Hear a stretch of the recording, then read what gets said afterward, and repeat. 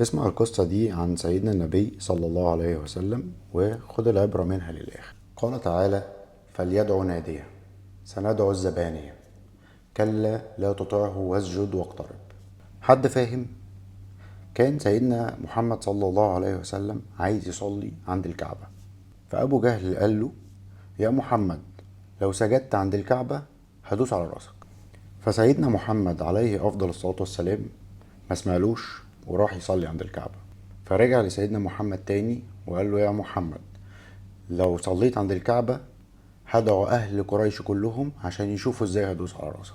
فالنبي عليه الصلاة والسلام ما سمعلوش وبدأ يصلي. وهنا أبو جهل دعا أهل قريش وربنا قال: فليدعو ناديه. ولما سجد النبي صلى الله عليه وسلم، أبو جهل وقف مكانه وما اتحركش وبدأ يرجع لورا. فأهل قريش قالوا له: ها هو رسول الله، لم تدس على رأسه ورجعت. فقال لهم: لو رأيتم ما رأيت لبكيتم دما. فقالوا له: وما رأيت يا أبو جهل؟ قال لهم: إن بيني وبينه خندقا من النار وهولا وأجنحة. وهنا ربنا قال: سندعو الزبانية. طب إيه هم الزبانية؟ هم ملائكة العذاب. فسيدنا محمد قال: لو فعل لأخذته الملائكة عيانا. وربنا هنا قال: كلا لا تطعه واسجد واقترب.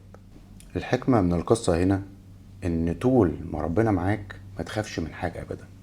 اعتمد على الله وتوكل وما تخافش من حاجة، لان ربنا هو الحافظ. واخيرا، يا ايها الذين امنوا صلوا عليه وسلموا تسليما. عليه افضل الصلاة والسلام. السلام عليكم.